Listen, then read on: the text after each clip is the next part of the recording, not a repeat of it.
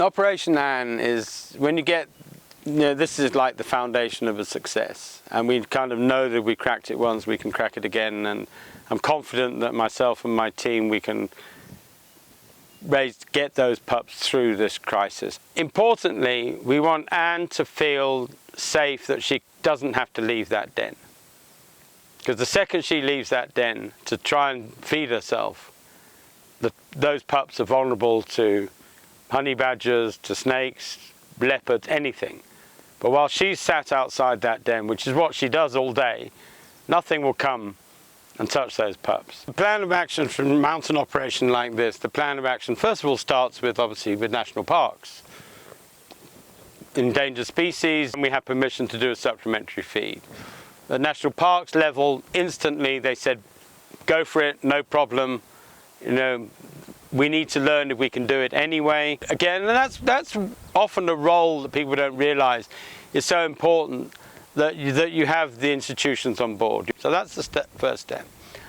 The next step was there are hunts that are taken legally. We said, can we have some of the meat? And then we have to get the meat to the site, and therein comes the beginning of the battle, right? Of course, a project like this doesn't just happen. It's a team. On this particular operation, the team, I have to say, starts at national parks, working with the hunters, working with the landowners to say, yes, you've got permission to go into forestry. We're going to support you there. And then the ground team, myself, MK, my field tech, my students, and also supported by this time round, supported by staff from Oklahoma City Zoo. So we've got 200 pounds of meat. So first of all, because we didn't want lions and hyenas to come in, we had to carry the meat, so leaving no scent trail, close enough to the den, but not too close to the den, so that if lions and hyenas came, they weren't going to be right at the den. Drop the meat there. Then, in this case, this is collaboration. With Wildlife Act, I didn't have a tape of like dog puppy twitters that they've sometimes used effectively, again, for trying to bring animals in when they have situations. And so we contacted them, and of course on the internet said, can we have some dog twitters and chitters? And they said, fine, no problem.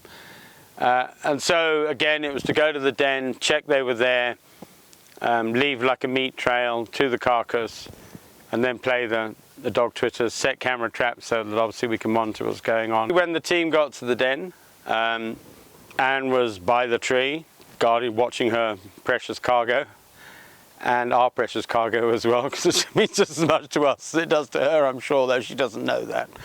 And you get an alarm call.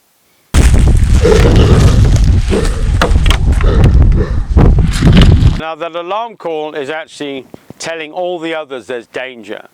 It's not a threat to you, it's an alarm call to tell all the others there's danger here. So that would have been that. Obviously she backed off.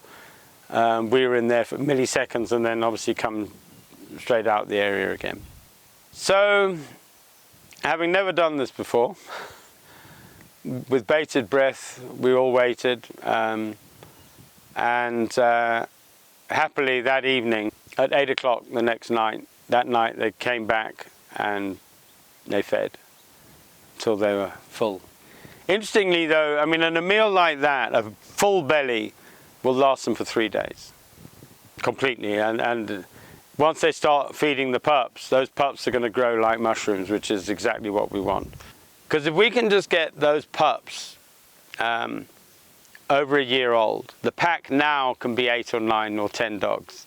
Now they can fend for themselves.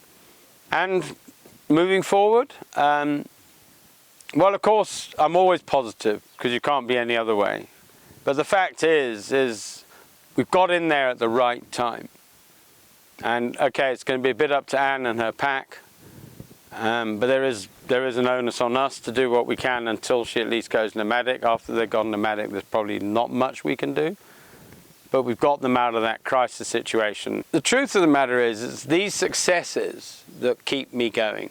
You know, they are like the candle that keeps me going, and I'll hold it through when, you know, maybe some weeks down the line a dog gets hit by a car on the road and you're all miserable, but you keep thinking, well, we win some battles, and this is one we're going to win.